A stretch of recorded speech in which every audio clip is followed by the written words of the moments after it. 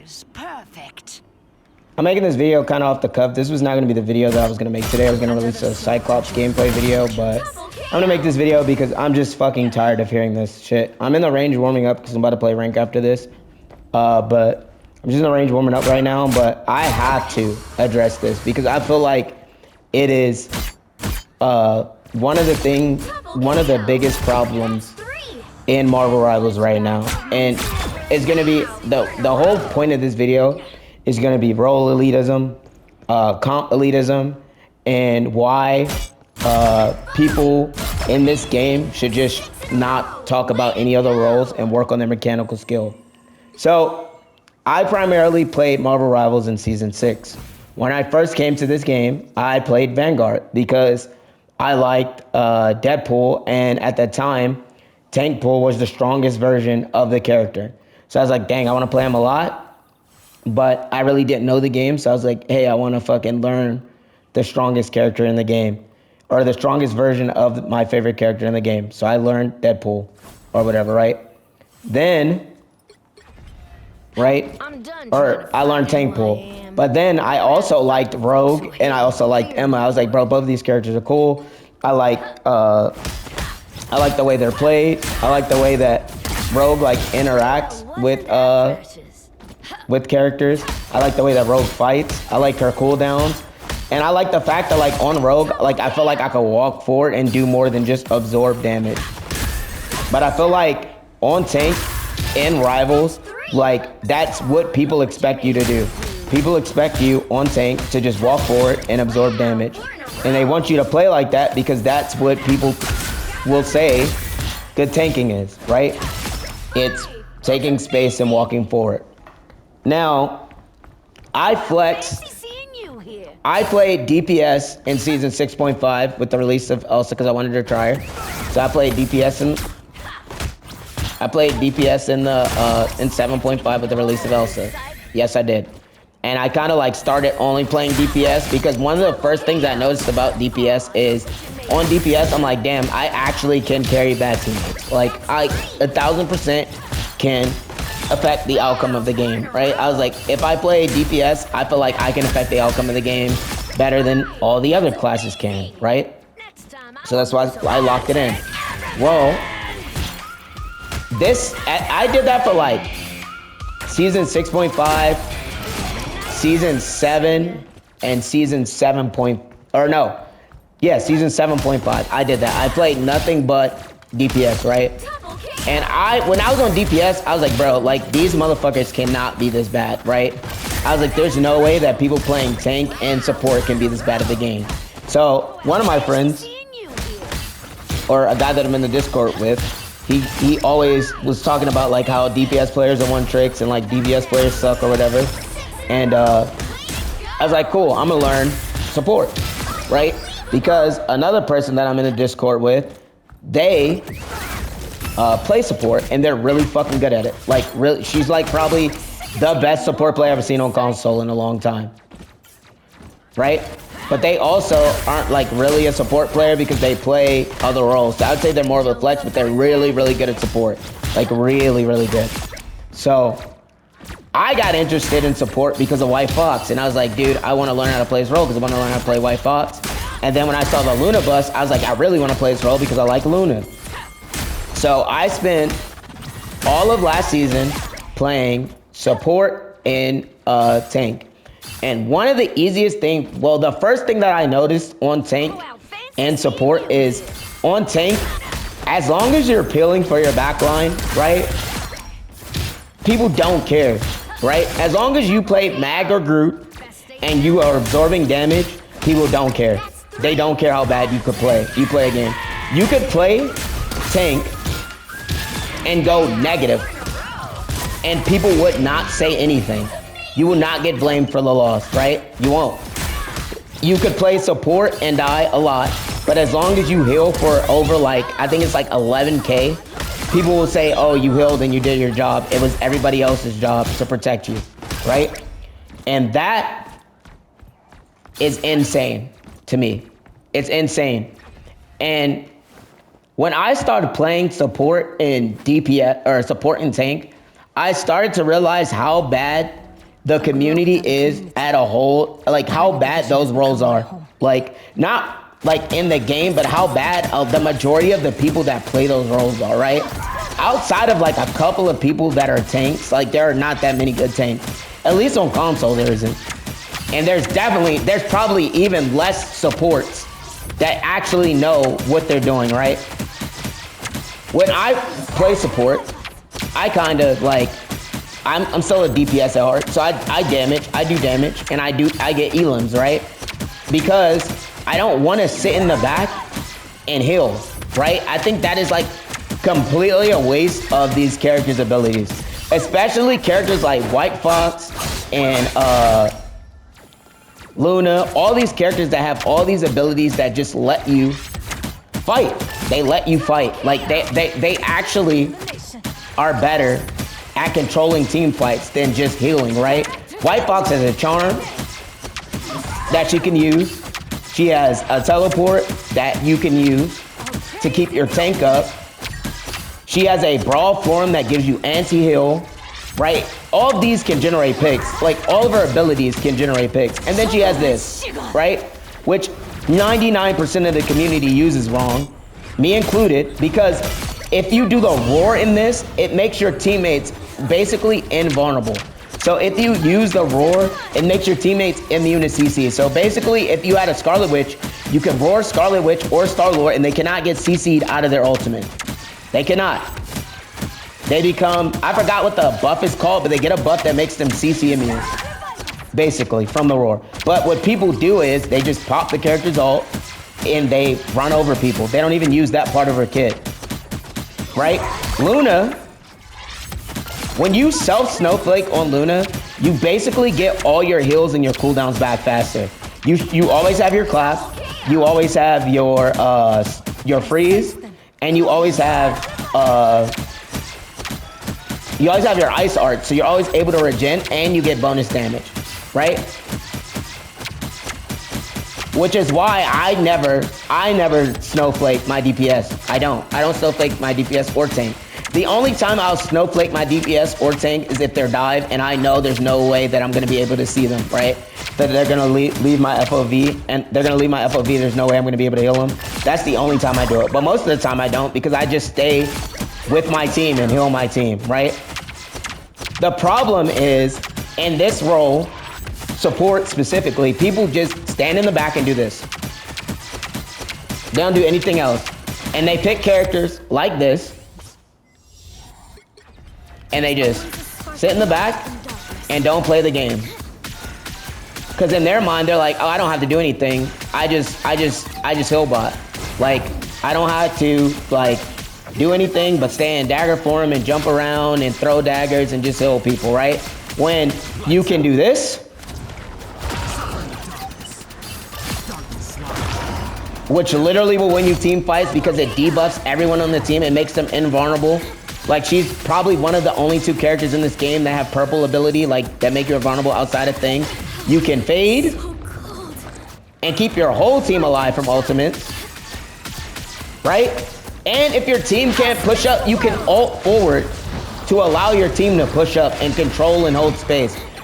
This character probably holds space easier than all the other characters in the game. Not to mention you have this life force bubble right here that can pretty much keep you alive. But instead, people stay in dagger form, sit in the back, and just do this, right? They don't blind when their team walks up, so their team can walk up. They don't ult, so their team can live. They don't do any of that. They just play in the back and heal. They do. That's why it's so easy to diff other characters on this role, because if you know what you're doing, right? If you have any type of mechanical skill on this role, you will be better than the other people playing these roles, right? You will, 1,000%, right? And I'm gonna get off the healer kick and talk about tank, because I feel like tank is probably one of the best roles in the game that people just don't understand, right? So everybody would prefer people to play main tanks like Groot, Magneto, Strange, right? These are what are main tanks. Main tanks basically take space. The problem with main tanking and main tanking in general, and why solo tanking is so ass is because as a main tank, you cannot hold space. A main tank can occupy space because you have the cooldowns, you have the shield outside of Emma, you have the cooldown and you have the shield, but you have really no way to hold the space that you're taking, right? Off tanks like Rogue and Penny hold space really good. That's why Penny's win rate is so high, because in domination or defensive oriented maps, if you can set up your nest, you can hold space indefinitely. Right? Because you can control the area of space that your team is taking. But instead, people would rather you play tank and you do this. Hold on. People only want to play with tanks that do this, and this, because they can sit behind you, farm damage, and farm support ultimates. And the only time people want another tank outside of those two tanks is if they're playing dive or brawl, right? If people are gonna play like a dive heavy comp, then they'll be like, yeah, we need a Venom, right? But most of the average players that you queue up with aren't gonna want that. They're gonna want mag, and they're just gonna want you to sit in main and block damage. And I'm not saying there's nothing wrong with Magneto. There's nothing wrong with Magneto. In fact, in 2-2 comp, I would say Magneto is a necessity because he's a strong off tank. I would say off tanks or shield tanks are a necessity in 2-2 comp because they're really, really good. They are. But I would argue that in triple DPS, it's almost better to go an off tank than it is to go a shield tank, because if you go an off tank to match what your DPS is playing or generate pressure with your DPSs, you would get more value than playing a shield tank, because your off tanks are able to control space. So that means your team can walk up. If you have three DPSs and you guys are pushing and you're forcing pressure, they can hold the space that your team is taking, because that's what off tanks do. But people want to play this game at the most basic level. They want to play this game at the most basic level possible. They do. And that's why other roles are, there's this stigma about like, oh, well, DPS players are 1,000% the reason why we lose, right? And that stigma comes from scoreboards. Because on the scoreboard, right, as you can see, right, it shows, oh no, I'm gonna show you a real scoreboard. I won't even show you this. Let's go look at a real scoreboard.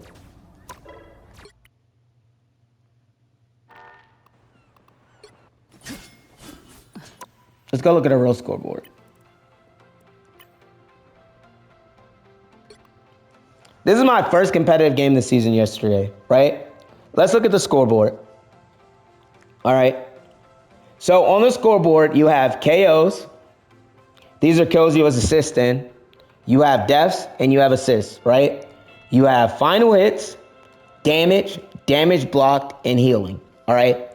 So for a DPS, these are the stats that people look at. They look at your KOs, your final hits, and your damage. 3 of the 5 things that are on here.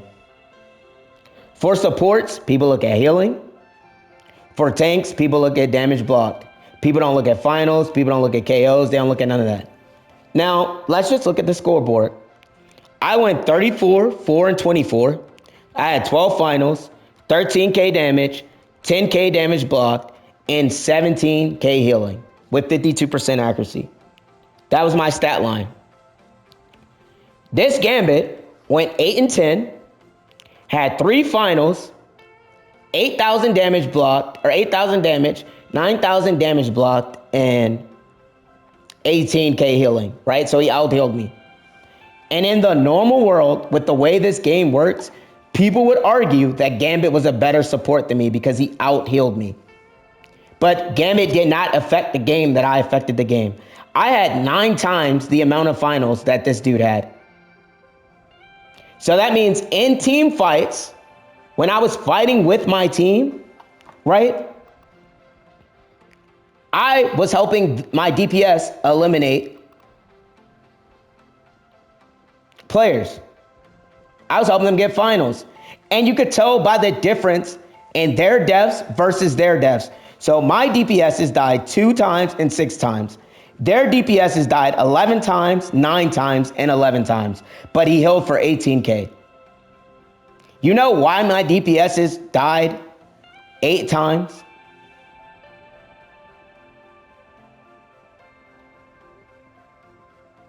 You wanna know why my DPSs died 8 times? Combined, and his DPSs died a combined 22, 31 times. And they were playing triple support, by the way, because this dude was a healer and this dude was a healer at the beginning of the game. So they were on triple support, but that's a whole conversation I have at the end of the video. But you know why they died this amount of times and these people died more?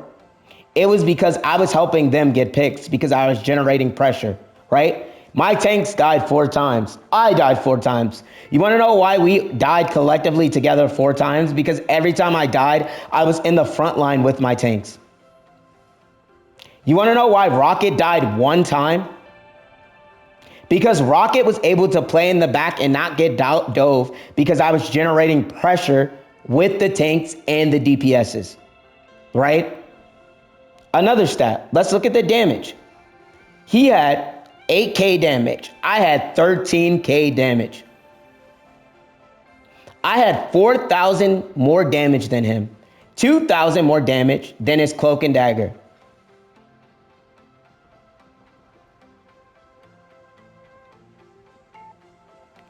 I had 10K damage block. He had 9K. She had 28K damage block, right? And I had 17K healing. He had 18K healing. Their triple support comp had combined for like 26K healing before they swapped the triple DPS at the end. And I had 52% accuracy. 52% accuracy. He had 93. It's an auto aim character. He had 48%.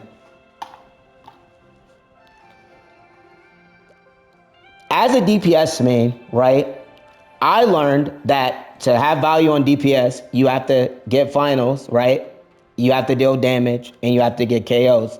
But to get finals, damage, and get KOs, I had to work on my mechanical skill. So I spent 2 seasons almost working on my mechanical skill. And when I play support, outside of mismanaging the cooldowns, like I usually diff the other supports in just pure mechanical skill, right? If you look at my statistics, and we go for all seasons, I've only been playing since season 6, I'll show you, if you don't believe me. I've only been playing since season 6, because if you go to season 5, nothing. I was only playing since season 6, if people don't believe me.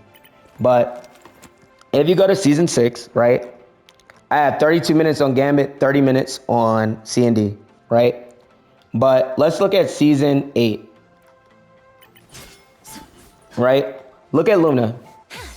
On Luna, I averaged 158 kills, 98 assists, 70 final hits, 19 solo KOs, 90K damage, and 50K damage block, and 1,000 healing. My best game ever, I had 16K damage, 19K healing, 10,000K damage blocked. I've had 25 KOs, 19 assists, 13 finals on Luna, right? On White Fox in season 8, I had 15 finals, 36 KOs, 26 assists, 19K damage, 23 healing, 12K damage blocked, 62% accuracy, right? On Gambit, because I think I played Gambit a lot too. Oh, no, I really didn't last season. But on Gambit, these are my stats, right? But if you look at my lifetime stats, when I play support, right? And you look at let's just look at my wins versus losses on supports. So if I play supports on Luna, I have won 7 out of 16 games. I think that is, hold on. That's not positive. So I won 17 out of 16 games on Luna. I have won 5 games out of 9 on Cloak and Dagger. I've won 4 out of 9 on Loki. I'm 50% on Invis. 50% on Manus.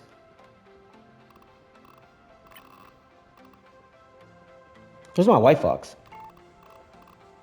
Dang, is White Fox really that? No? Oh, no, she's right here. I'm 60% on White Fox.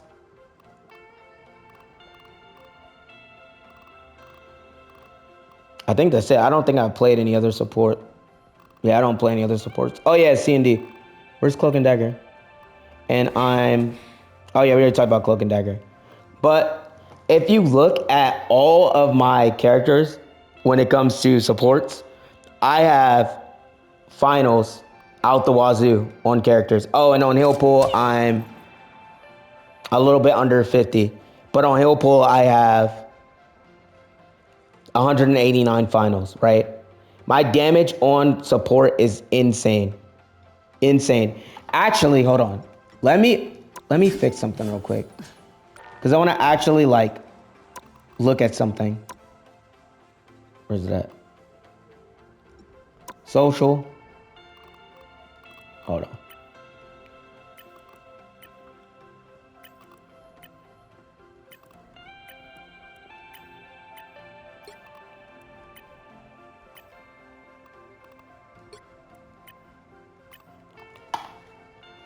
So let's see.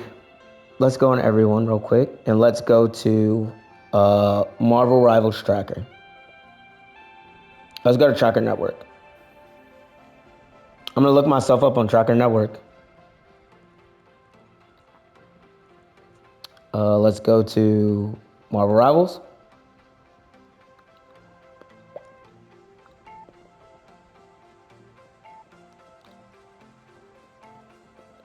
Let's go to, okay. So on, oh, that's for this season. No, I don't want to see that. I want to see all seasons. So all seasons, I have a 50% win rate on Duelist, a 50% win rate on Vanguard, and a 47.6% win rate on Strategist. But on Strategist, I have an 8.27 KDA ratio. On Vanguard, I have a 3.62. On Duelist, I have a 3.54, right?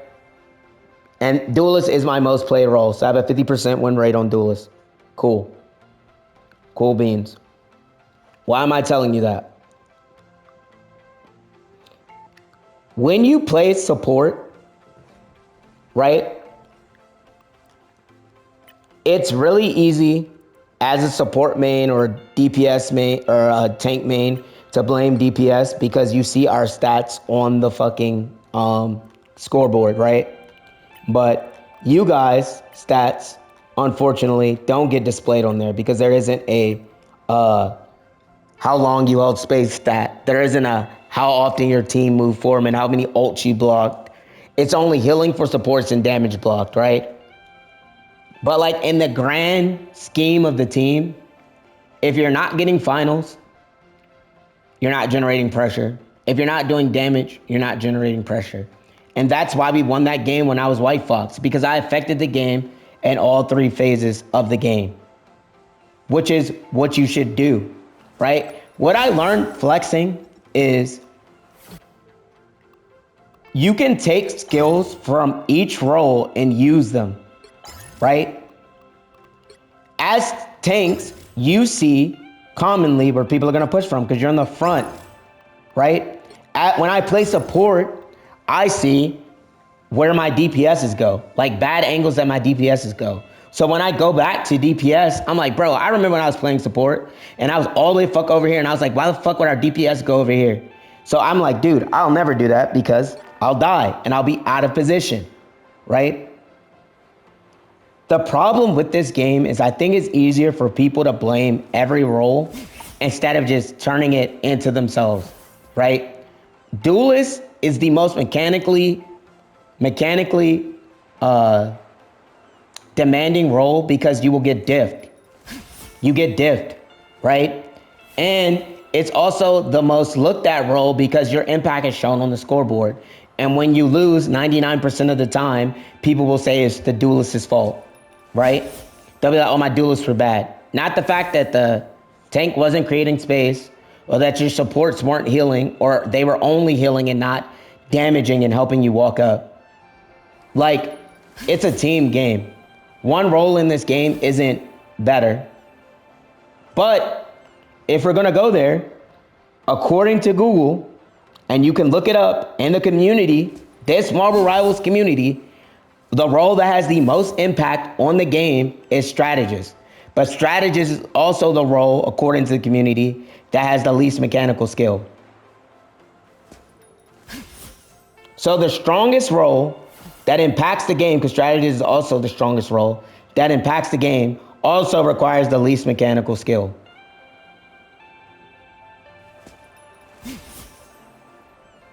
Why? Because the majority of strategists, not all strategists, because like I said, I play with Karai.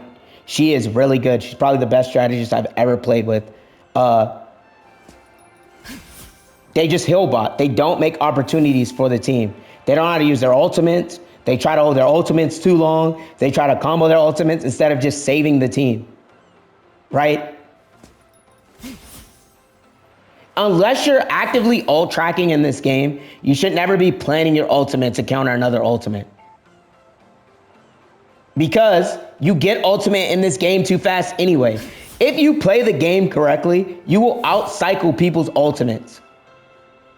Right? In that game stat line that I showed you, White Fox, if you watch the video, which is posted on my YouTube, I outcycled their support ults. Because I had so much impact in the game, I had my ultimate more than all three of their supports did. And when they had two supports, I had my ultimate more than both of their supports did. And then this whole belief that triple DPS is the most picked comp in the game also is wrong. Because if you Google it, the most played comp in the game is triple support, triple DPS, and 222. The most winningest comp in this game is 222. But the most played comp in this game is triple support. Why? Because when you read the entry about triple support, when you Google it, it literally says the majority of people go triple support because they're losing and they're trying to out-sustain damage. Because when you go triple support, and I'm not talking about fucking... We don't even have to talk about the actual triple support that's really good. We can talk about bad triple support. When you go triple support with like Cloak and Dagger, Invis, and Jeff, the reason why you're losing isn't because you're playing triple support. The reason why you're losing is you have three primary healers that are taking ult charge from each other. Support ultimates are the strongest ultimates in the game. So in triple support cons, true triple support cons, but you have a primary healer like Invis, an off healer like White Fox, and a DPS healer, i.e. like Mantis or Ultron, right? You output more healing than teams can do damage. And somebody in this game thought that the way to counter this was triple DPS, which isn't true. The easiest way to counter triple support is triple tank.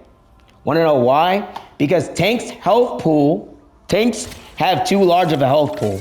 So support, triple support, which is based on sustain and slowing the game down, can't deal with the pressure that tanks generate because they can't, the DPSs, unless they're playing triple DPS with no tank, the two DPSs cannot out damage the tank health pool that it is.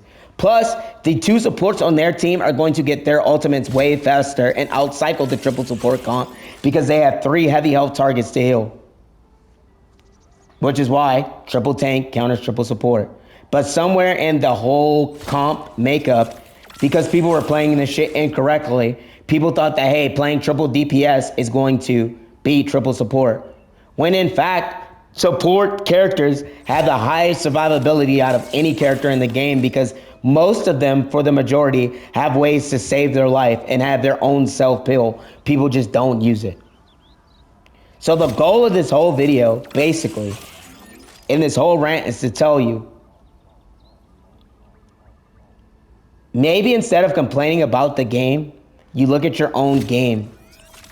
You look at your game sense, you look at your plays you create, you look at your fucking, You take a deep look inside your skill set and you improve. If you flex, right, which I highly recommend you do, start with the small hero pool like I did. I flexed. Oh, fuck, I unliked White Fox. I flexed. And this is my hero pool when I flexed. I just added Cyclops, but this was not Cyclops. And I swapped Hela for Punisher. But this is my hero pool. These are the heroes I play religiously. I don't play anybody else. It used to be Emma and Rogue, but I'm trying to lord Emma right now, so I'm only focused on Emma. But this is a good, if you want to flex, this is a good start. Main 3 DPSs, if you're a DPS main. If you're a support main, whatever you main, play 3 characters in that. And then 1 character in another role so you learn. Right? I'm a DPS main, so I drift usually towards DPS supports. But this guy can't survive in duo healing comp, and she can survive in duo healing comp. I'm just not good at it enough. He can survive in duo healing comp, but he's always banned. So the only one that isn't banned that can play my 2 styles are Luna, who I lorded, and White Fox. But I prefer White Fox because when I'm back there, I never want to blame my teammates for not pilling for me, right?